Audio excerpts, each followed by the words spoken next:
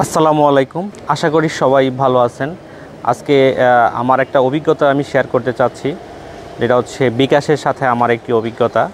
আমি ৩-৪ দিন আগে আমি প্রায় ১০,০০০ টাকার মতো আমার কলিগ অন্য একটি জায়গায় টাকাটি সেন্ড করার কথা বলে। তো আসলেই আমি তাদেরকে বলি যে না, আমার কাছে টাকা আছে, ঠিক আছে, তাহলে আমার মোবাইল থেকে আপনি টাকাটি পাঠিয়ে দিন। তো যথারীতি নাম্বারটি সে দেয়, তো আমি তাকে নাম্বারটি দেখানো হয়। তো যাই হোক, তার হয়তো ভুল বা আমার ভুল, যে কোনো ভুলেই নাম্বারটি ভুল নাম্বারে টাকাটি চলে যায়। তো আমি তখন খেয়াল করি না, আমি হয়তো তাকে বলে দিয়েছি যে না, টাকাটা চলে গেছে, আপনি বলে দিন যে এই নাম্বার থেকে টাকাটি গেছে। তো কিছুক্ষণ পরে সেটা আসে যে না, সেই নাম্বারে টাকাটি যায় নাই। অর্থাৎ তখন আমরা দেখি যে নাম্বারটি মিলিয়ে দেখি যে নাম্বারটি আমাদের ভুল হয়ে গেছে। তো আপনারা অনেকেই হয়তো জানেন যে যদি যে নাম্বারটিতে টাকা আপনি পাঠাবেন সেই নাম্বারটিতে থেকে যদি বিকাশ খোলা না থাকে, তো সেক্ষেত্রে কিন্তু টাকাটি রিটার্ন করা যায়। আমার মোবাইলে অপশন চলে আসবে, আপনি রিটার্নে ক্লিক করলে আবার টাকাটি আমার ব্যাক চলে আসবে। কিন্তু দুঃখজনক হলে ওইটাই সত্য, যেটা হচ্ছে যে সেই নাম্বারটিতে বিকাশ করা ছিল, কিন্তু সেই নাম্বারটি বন্ধ। অর্থাৎ আমরা যখন থেকে ফোন দিচ্ছি বা টাকাটা যাওয়ার পর থেকেই ফোন দেওয়া হচ্ছে, নাম্বারটি আমরা যতবারই ফোন করেছি নাম্বারটি একেবারেই বন্ধ পাওয়া গেছে। অর্থাৎ যদি মোবাইলে থাকে বা থাকে, সেটা কিন্তু বোঝা যায় যে ফোন করলে বা নাম্বারটি ঠিক আছে কিনা বা সিমে মানে মোবাইলে সেট করা আছে কিনা। তো আমরা যেভাবেই হোক আমরা বন্ধ পাই। তো সেক্ষেত্রে আমাদের করণীয় হিসাবে আমরা বিকাশের কাস্টমার কেয়ারে আমরা কথা বলি।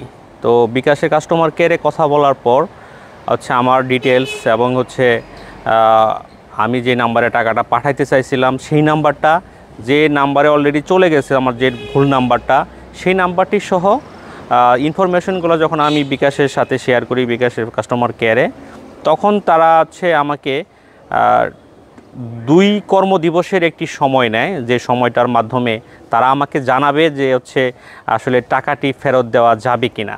যখন আমি তাদেরকে এই কমপ্লেনটি করা হয়, তখন কিন্তু তারা হচ্ছে যে গ্রাহকের কাছে টাকাটি চলে গেছে সেই গ্রাহকের নাম্বারটি হয়তোবা লেনদেনের জন্য হয়তোবা এটা ব্লক করে দেয়। যাই হোক, তারা সেটা আমাকে বলে নাই।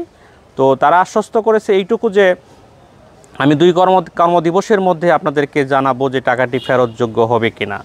তো যাই হোক, হচ্ছে এইভাবে কয়েক ঘন্টা পর, অর্থাৎ আমি ফোন দেই 12টার দিকে বা 1টার সময়, তো আমি অলরেডি 5টার দিকে তাদের কাছ থেকে ফোন পেয়ে যাই, যে ফোনটির মাধ্যমে তারা আমাকে জানায় যে না, বিকাশ কর্তৃপক্ষ টাকাটি ফেরত দেওয়ার জন্য তারা সম্মত হয়েছে। তো আসলেই সেটার জন্য একটা প্রক্রিয়া আছে। তো সেই প্রক্রিয়াটা কি?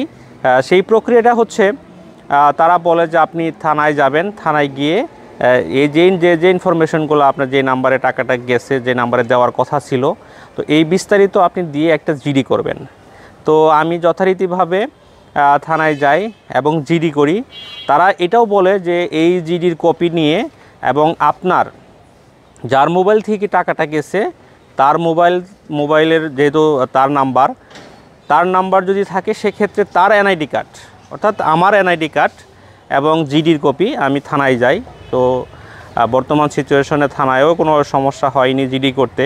আমি স্বাভাবিকভাবেই একদম বিনে পয়সায় আমার জিডিটা করি এবং এই জিডির কপি এবং আমার এনআইডি কার্ডের কপি আমি যেখানে থাকি, তো সেখানেই কাস্টমার সেন্টার আছে বিকাশের, তো সেখানে আমি গিয়ে জমা দিই।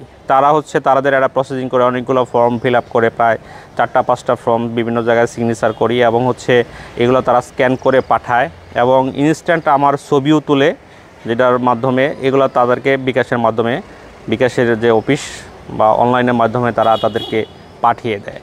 এবং কি তারা এটা বলে যে আপনি সর্বনিম্ন কত সেটা তারা জানে না, বাট সর্বোচ্চ 21 কর্মদিবসের মধ্যে যথারীতি টাকাটা আমার অ্যাকাউন্টে চলে আসবে। যদি আপনারা কেউ এরকম সিচুয়েশনে পড়েন, তো অবশ্যই চেষ্টা করবেন সাথে সাথে আপনার বিকাশের কাস্টমার কেয়ারের সাথে কথা বলে যথারীতি এই পদক্ষেপগুলো নেওয়া। কারণ যথাসময়ে যদি আপনি আসলেই ঠিকঠাক ইনফরমেশন যদি আপনি দিতে পারেন এবং যথারীতি কারণ যদি আপনি দিতে পারেন, সেক্ষেত্রে কিন্তু তারা চাইলে ওই অ্যাকাউন্টে লেনদেন বা ওই টাকাটা লেনদেন উইথড্র করার তারা ব্লক করে দিতে পারে। তো এইভাবে আপনারা ইনশাল্লাহ কেউ যদি এই সিচুয়েশনে পড়েন তো এইভাবে ট্রাই করে দেখবেন। আর ভিডিওটি অবশ্যই যদি কাজে লেগে থাকে, ভালো লেগে থাকে, শেয়ার করার অনুরোধ রইল। সবসময় ভালো থাকবেন। আল্লাহ হাফেজ।